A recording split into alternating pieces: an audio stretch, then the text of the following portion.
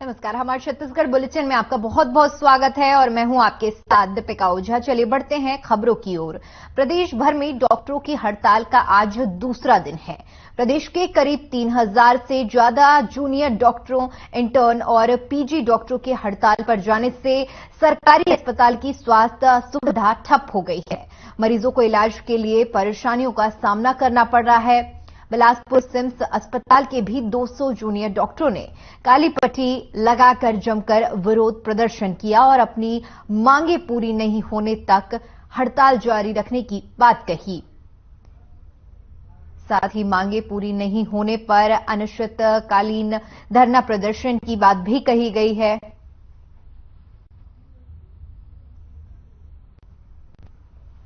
Junior डॉक्टरों की तरफ से चेतावनी दी गई है। आपको बता दें कि संभाग के सबसे बड़े अस्पताल सिम्स के जूनियर डॉक्टरों की हड़ताल पर चले जाने से दूर दराज के गांव से आई मरीज इलाज के लिए दर दर की ठोकरें खा रहे हैं। ऐसे में मरीजों को इलाज के लिए कई घंटों का इंतजार करना पड़ रहा है, जिससे परिजनों में भी रोष देखने को मिल रहा है। तो आपको बता दें कि सिम्स अस्पताल के डॉक्टरों के हड़ताल पर जाने से मरीजों को परेशानियों का सामना करना पड़ रहा है। हड़ताल का आज दूसरा दिन है और जिसके चलते अस्पताल में सभी स्वास्थ्य सेवाएं ठप हो गई हैं। दूर दराज से जो मरीज अपना इलाज कराने आए थे, उनको और उनके परिजनों को भारी परेशानियों का सामना करना पड़ रहा है। तस्वीरें भी हम आपको दिखा रहे हैं, जहां पर अस्पताल के जो डॉक्टर हैं, जूनियर डॉक्टर, पीजी डॉक्टर, सभी विरोध प्रदर्शन कर रहे हैं, अपनी मांगों को लेकर प्रदर्शन कर रहे हैं। चलिए बढ़ते हैं अगली खबर की ओर, जो कि सुकमा से है, जहां पुलिस के हाथ बड़ी सफलता लगी है। आपको बता दें कि 1 लाख रुपए के इनामी नक्सली समेत कुल 3 नक्सलियों को पुलिस ने गिरफ्तार किया है। ये नक्सली सुरक्षा बलों को नुकसान पहुंचाने की ताक में थे।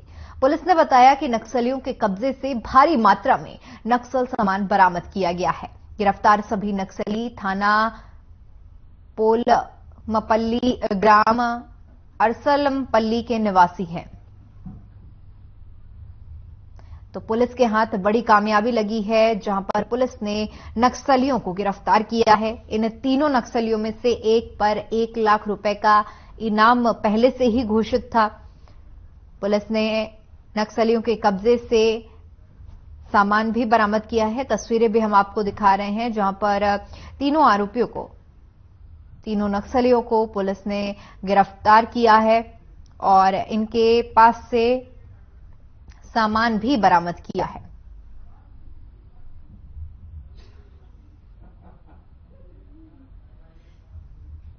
चलिए खबरों में आगे बढ़ते हैं और बात करते हैं बीजापुर की, जहां पर चलाए जा रहे माओवादी विरोधी अभियान के तहत 17 जनवरी को बासगुड़ा, गंगलूर और केरबुदुल के सरहदी क्षेत्रों में माओवादियों के बड़े लीडरों की उपस्थिति की सूचना मिली थी, जिसके बाद बीजापुर की DRG team, STF, police commando और कोबरा 210 की संयुक्त टीम पीडिया की ओर निकली। इस बीच 18 जनवरी को इडनार के जंगलों में माओवादियों ने पुलिस टीम पर फायरिंग की। पुलिस की जवाबी फायरिंग से माओवादी घने जंगल और पहाड़ की आड़ लेकर भाग खड़े हुए। हालांकि इस बीच सुरक्षा बलों ने घेराबंदी करते हुए मौके से 2 महिला और 1 पुरुष को पकड़ा है। सर्चिंग के दौरान पिट्ठू बैग लिए गए और 8 से 10 संदिग्ध भागते हुए भी नजर आए।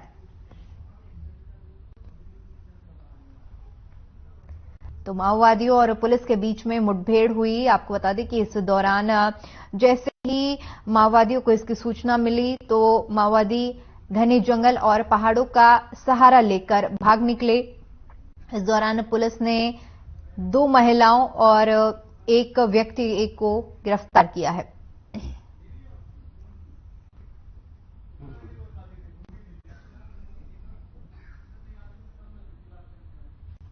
रुक करते हैं अगली खबर का, जो कि जांजगीर से है, जहां दबे कुचले शोषित पीड़ित लोगों की लड़ाई लड़ रही भीम रेजिमेंट के प्रदेश अध्यक्ष दिनेश चतुर्वेदी पामगढ़ के एक कार्यक्रम में शामिल हुए।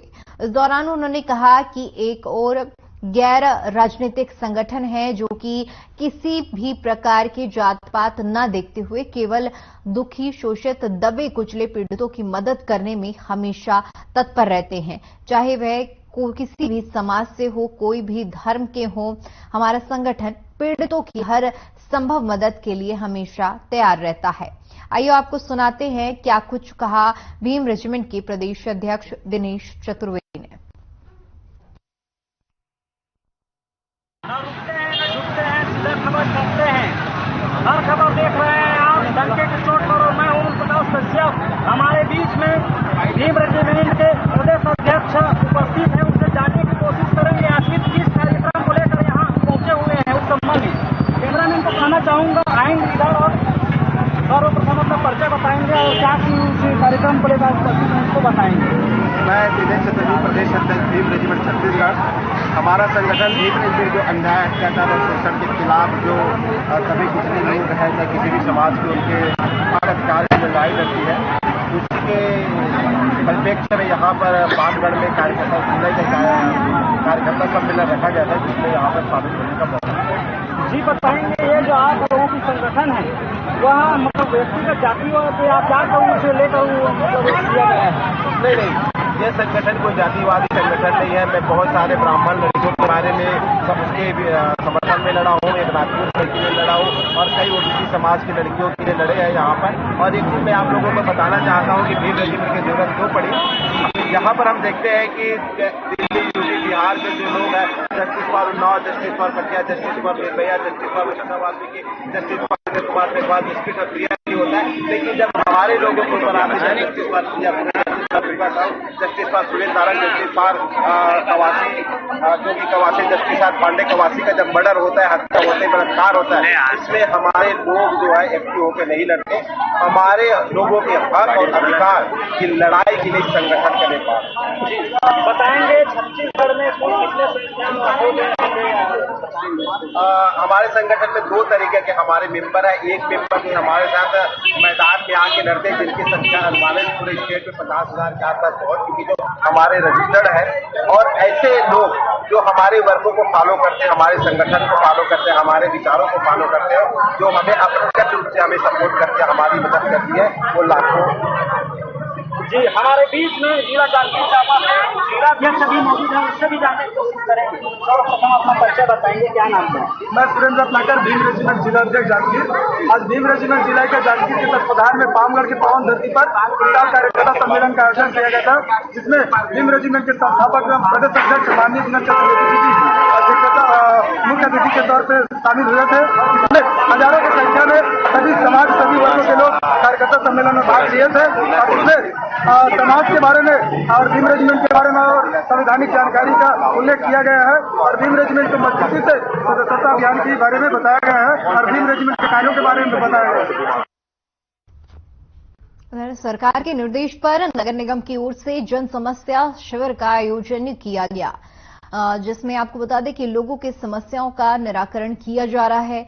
छत्तीसगढ़ योग आयोग सदस्य और वरिष्ठ पार्षद रविंद्र सिंह के नेतृत्व में बिलासपुर नगर निगम की ओर से विनोबा नगर वार्ड में गायत्री मंदिर परिसर में जन समस्या निवारण शिविर का आयोजन किया गया, जिसमें वार्ड के नागरिकों ने अपनी समस्याओं को लेकर लिखित में आवेदन दिया। शिविर में प्रमुख समस्याएं उद्यान का उन्नयन कार्य और रंग रोगन, सीसी सड़क निर्माण, डामरीकरण, नाली के रिपेयरिंग और स्लैब निर्माण, पेयजल, बिजली तार विस्तार जैसे की मांग रखी गई।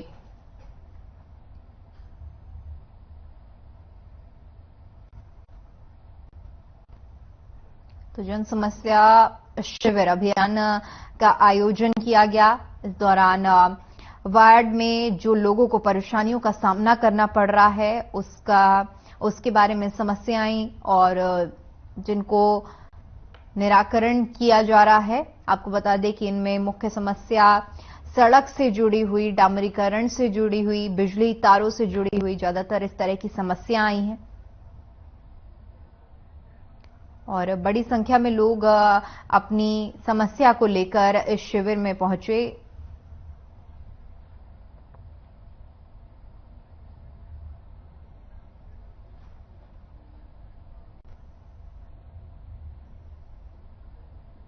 नगर निगम के द्वारा जल समस्या निवारण शिविर का आयोजन प्रत्येक वार्ड में कर रहे हैं। उसी श्रृंखला में विनोबा नगर वार्ड नंबर 27 गायत्री मंदिर में आज आयोजन किया गया। इस पे वार्ड के जो मूलभूत समस्या है, जैसे रोड, नाली, पानी, बिजली, उद्यान, किसी विभिन्न प्रकार की समस्याओं को लेकर वार्डवासी आकर लिखित में शिकायत दिए हैं।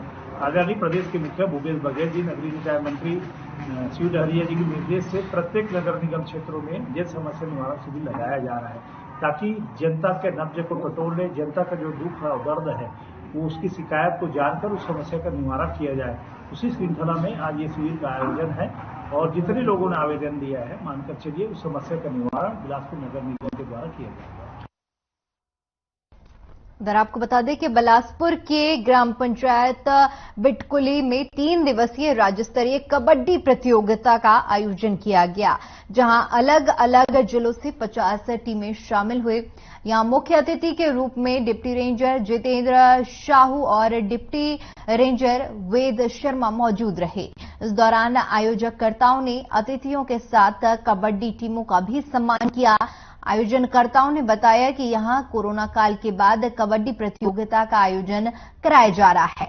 यहां बेहतर प्रदर्शन करने वाले खिलाड़ियों को शील्ड, प्रशस्ति पत्र देकर सम्मानित किया जाएगा। तो 3 दिवसीय कबड्डी प्रतियोगिता का आयोजन किया जा रहा है। प्रतियोगिता में 50 से ज्यादा टीमें हिस्सा ले रही हैं। तस्वीरें हम आपको दिखा रहे हैं जहां पर कबड्डी प्रतियोगिता का आयोजन हो रहा है और इस दौरान तमाम टीमें इस प्रतियोगिता में भाग ले रही हैं। लोगों का उत्साहवर्धन किया जा रहा है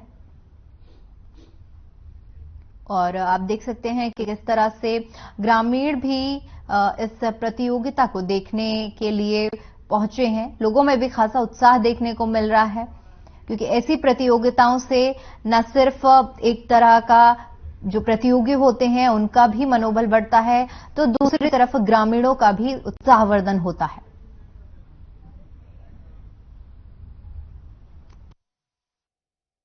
अभी तक हमने जो मैच कराए हैं केवल वैसे विगत कई वर्षों से कराया जा रहा है, परंतु कोरोना की वजह से एक वर्ष नहीं करा पाए।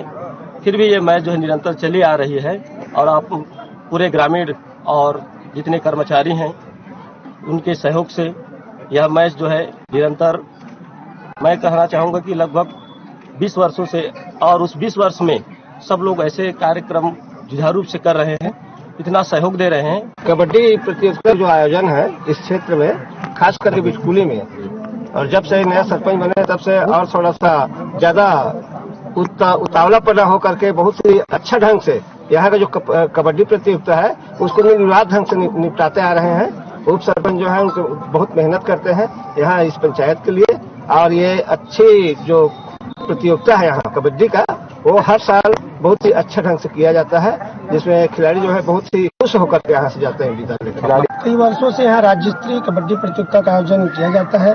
कबड्डी प्रतियोगिता होने से जो शारीरिक क्षमताएं हैं उसमें बदलाव आता है और खेल भावना से, खेल में भावना लगाने के लिए खेल भावना से आज खिलाड़ी अपने खेल का प्रदर्शन करेंगे।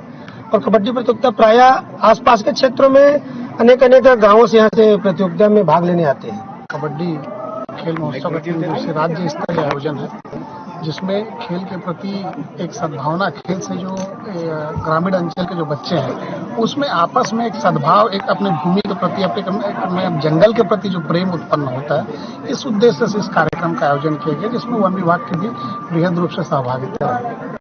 क्या किसी विजेताओं को प्राइजेस निश्चित रूप से विजेताओं को अलग अलग प्रकार से प्राइजेस यहाँ पे प्रदान किए जा रहे हैं और 3 दिवसीय कार्यक्रम में अलग अलग लोग उपस्थित होकर प्रथम आने वाले लोगों को इस तरह का पुरस्कार उत्पन्न किया गया।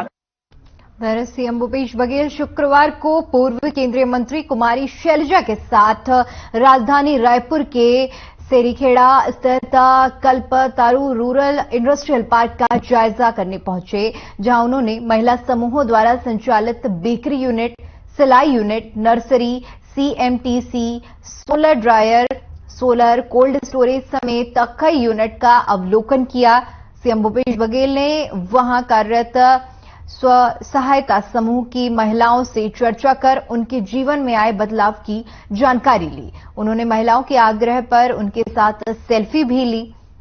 नगरीय प्रशासन एवं विकास मंत्री डॉक्टर शिव कुमार डहरिया भी इस अवसर पर मौजूद रहे। सीएम को बेकरी यूनिट में काम कर रही महिलाओं ने बताया कि उनका समूह कोदो, कुटकी और रागी से बिस्किट और कुकीज बनाने का काम कर रहा है। सीएम और कुमारी शैलजा ने कोदो से बने बिस्किट का स्वाद चखा और कुकीज के स्वाद की सराहना की। उन्होंने महिलाओं के आजीविका मूल्य कार्यों की सराहना करते हुए उन्हें बधाई दी।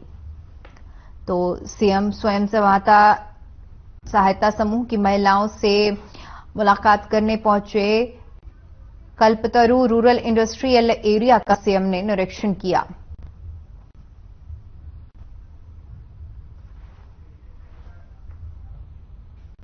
वहीं अगली खबर रायपुर से है, जहां वर्तमान खरीफ मार्केटिंग सीजन में सेंट्रल पूल में सबसे अधिक धान जमा कराने वाला छत्तीसगढ़ देश का दूसरा सबसे बड़ा राज्य बन गया है।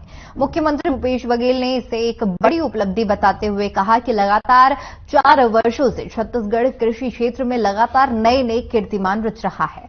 ये किसानों की मेहनत और खेती पर लौटे उनके भरोसे का परिणाम है। मुख्यमंत्री भूपेश बघेल ने किसानों को बधाई देते हुए कहा कि पुराने रिकॉर्ड टूटने के बाद ये एक और बड़ी उपलब्धि है। तो धान देने वाला दूसरा राज्य बना छत्तीसगढ़। सीएम ने ट्वीट करके इस मामले में जानकारी दी। पुराने रिकॉर्ड टूटने के बाद ये बड़ी उपलब्धि है, ऐसा सीएम की तरफ से कहा गया है।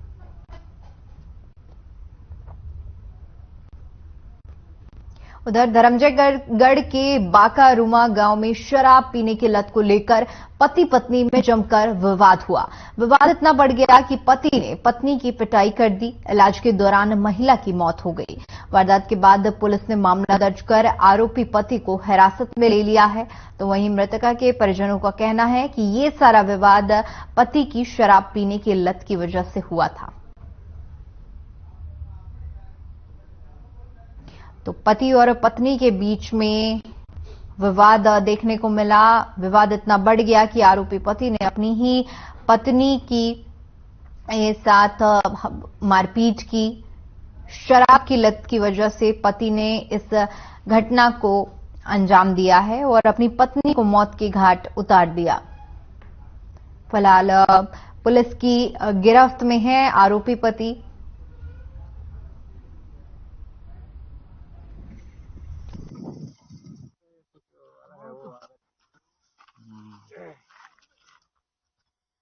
बढ़ते हैं अगली खबर की ओर। विधायक निवास केशकाल में क्षेत्र की जनता अपनी समस्याओं को लेकर विधायक संतराम नेतम से अवगत कराने के लिए पहुंची, जहां जन चौपाल के माध्यम से विधायक संतराम नेतम क्षेत्रवासियों की समस्याओं को सुनते हैं, साथ ही कई मामलों में तुरंत समस्या का निराकरण करते हैं।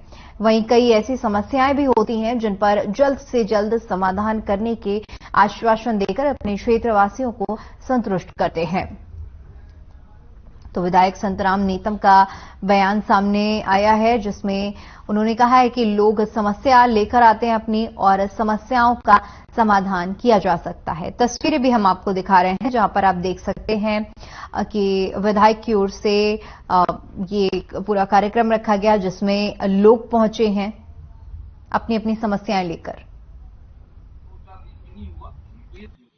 सबसे पहले मैं माननीय छत्तीसगढ़ के यशस्वी मुख्यमंत्री भूपेश बघेल जी को धन्यवाद देना चाहता हूं, और प्रतिपक्ष के सारे साथियों को और हमारे विधायक साथियों को कि उन्होंने सर्वसम्मति से मुझे विधानसभा का उपाध्यक्ष बनाए हैं। उनके लिए मैं बहुत बहुत आभार भी व्यक्त करता हूं। और दूसरी बात, जो इस साल मुझे 4 जनवरी को बेस्ट विधायक के रूप में भी 4 जनवरी को मुझे चुना गया, और उसी दिन मुझे उपाध्यक्ष भी बनाया गया। तो ये जो मुझे इनाम और पुरस्कार जो मिल रहा है, जो मेरे को पद और मान सम्मान मिल रहा है, ये केशकाल के जनता जनार्दन को जाता है। उनके कृपा से, आशीर्वाद से मैं बना हूं, और निश्चित तौर पे सत्ता पक्ष में भी रहा, विपक्ष में भी रहा, और एक बड़ी जिम्मेदारी जो मुझे मिला है कि अब आसंदी में बैठ के पूरे प्रदेश के जनता की हितों के लिए मुझे काम करना है। तो मैं माननीय अध्यक्ष महोदय को विश्वास भी दिलाया हूं कि जिस मंशा से आप लोग मुझे चुने हैं उस हिसाब से मैं सत्ता पक्ष को भी विपक्ष को लेके चलूंगा और प्रदेश छत्तीसगढ़ कैसे आगे जाएगा उस विषय पे काम करेंगे। उधर कोरिया में झुमका महोत्सव के बाद झुमका पर्यटन स्थल कचरे के ढेर में तब्दील हो गया है। 2 दिवसीय झुमका महोत्सव के बाद प्रशासन ने सफाई नहीं कराई, जिसके चलते झुमका पर्यटन स्थल में कचरे का अंबार लगा हुआ नजर आ रहा है। झुमका पर्यटन स्थल पर कचरे का ढेर और टूटी कुर्सियां जमा हो गई हैं। तस्वीरें आप देख सकते हैं, जहां पर पहले कार्यक्रम का आयोजन किया गया पर्यटन स्थल अब कचरे के ढेर में तब्दील हो चुका है। प्रशासन की तरफ से साफ सफाई नहीं कराई गई है, जिसके चलते जगह जगह पर कचरों का अंबार लगा हुआ है। कहीं टूटी कुर्सियां नजर आ रही हैं तो कहीं आप देख सकते हैं कि किस तरह से कचरे का ढेर लगा हुआ है। ये झुमका महोत्सव के बाद फैला हुआ कचरा है, जिस पर प्रशासन अभी तक सुध नहीं ले रहा है।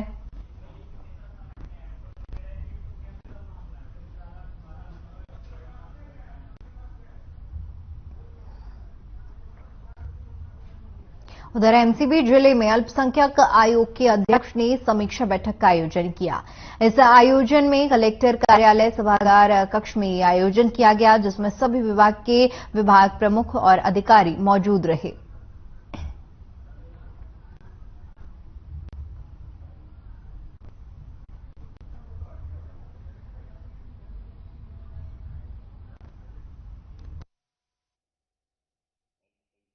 समुदाय के जो वर्गों के लोगों के हितों के संबंध में शासन की जितने योजनाएं हैं उनकी योजनाओं का लाभ यहाँ किस तरह से क्रियान्वयन हो रहे हैं, किस तरह से आगे किया जाएगा, इस पर चर्चा हुआ।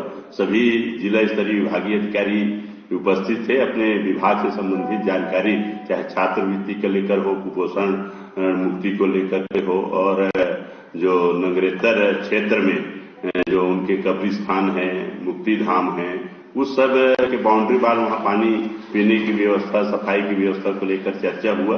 अल्पसंख्यक आयोग द्वारा जब प्रत्येक जिलों में जिला स्तर पर अल्पसंख्यक वर्गों के योजनाओं की जानकारी के लिए समीक्षा की जाती है। आज हम लोग नए जिले महेंद्रगढ़ में पहुंचे हैं। आयोग के उपाध्यक्ष हाफिज खान जी और सचिव एमआर खान जी हमारे साथ हैं। हम लोगों ने यहाँ पर सभी विभाग के अधिकारियों के साथ में बैठक करके इस बात की जानकारी हासिल की कि जो शासन की योजनाएं हैं उसका क्रियान्वयन धरातल पर किस तरह हो रहा है, कितनी कमियां हैं, कितना बेहतर काम हुआ है, और पूरी जानकारी एकत्र कर ली है। और जहां पर ऐसा महसूस हुआ कि कहीं कोई जानकारी कोई कमियां हैं तो उसको दूर करने के लिए भी दिशा निर्देश दिए हैं।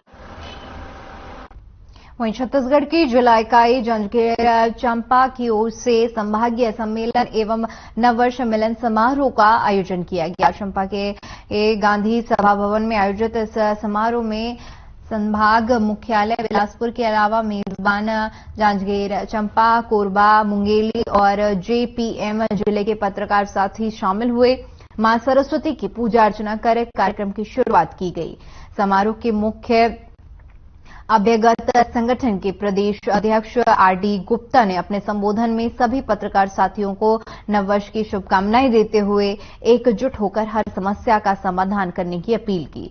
उन्होंने कहा कि सद्भाव पत्रकार संघ एक परिवार की तरह है, जिसमें किसी भी सदस्य पर संकट आने पर संगठन हमेशा उसके सहयोग के लिए तैयार रहता है। गुप्ता ने बताया कि सद्भाव पत्रकार संघ छत्तीसगढ़ प्रदेश का पहला ऐसा संगठन है जिसने पत्रकारों की सहायता के लिए पत्रकार राहत कोष की स्थापना की है। नववर्ष मिलन समारोह को संबोधित करते हुए कार्यकारी प्रदेश अध्यक्ष देवदत्त तिवारी ने कहा कि प्रदेश में पत्रकारों के लिए कई संगठन काम कर रहे हैं।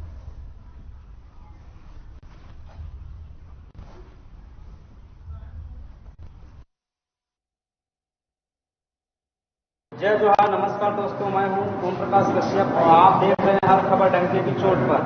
अभी मैं जिला जांजगीर चांपा में मौजूद हूं और हमारे बीच में सद्भाव पत्रकार संघ के प्रदेश अध्यक्ष आरडी गुप्ता जी मौजूद हैं और इस कार्यक्रम को लेकर हम प्रस्तुत जानने की कोशिश करेंगे।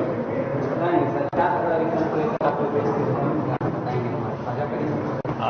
सद्भाव पत्रकार संघ छत्तीसगढ़ का 9 वर्ष मिलन समारोह चांपा में रखा गया है और संभाग स्तरीय कार्यक्रम है, जिसमें संभाग से विनय मिश्रा जी और संभाग के उपाध्यक्ष छोटा भाई यहाँ से और उनके मित्र सभी के ऑर्गेनाइजर थे।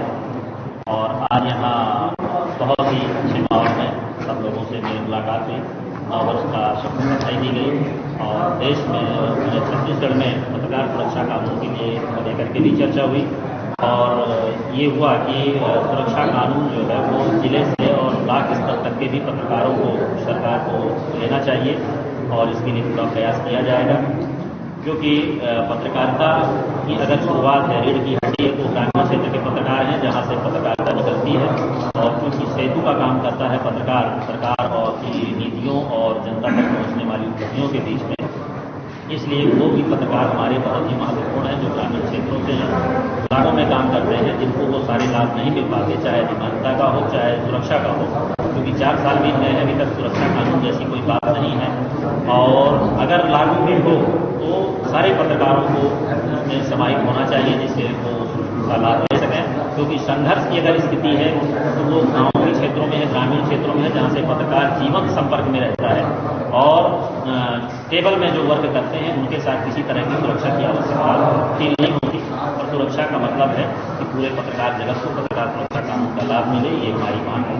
और यहाँ सारे लोग आ रहे, हमारे प्रदेश में टीम रही और संभाग के लोग रहे, गोवा के लोग रहे,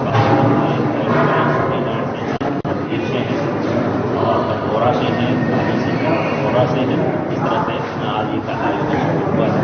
और हमारा संगठन का मूल उद्देश्य है कि पत्रकारों के हित में काम हो, पत्रकारों की कोई समस्या है उसका समाधान किया जाए। और अभी हमने पत्रकारों के हित के लिए पत्रकार सुरक्षा की स्थापना की है और उस राहत को के तहत पत्रकारों को लाभ देंगे।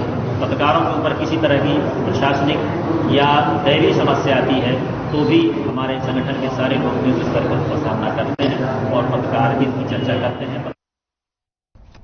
चलिए, फिलहाल के लिए इस बुलेटिन में इतना ही। देश और दुनिया की तमाम बड़ी खबरों के लिए बने रहिए हमारे साथ। नमस्कार।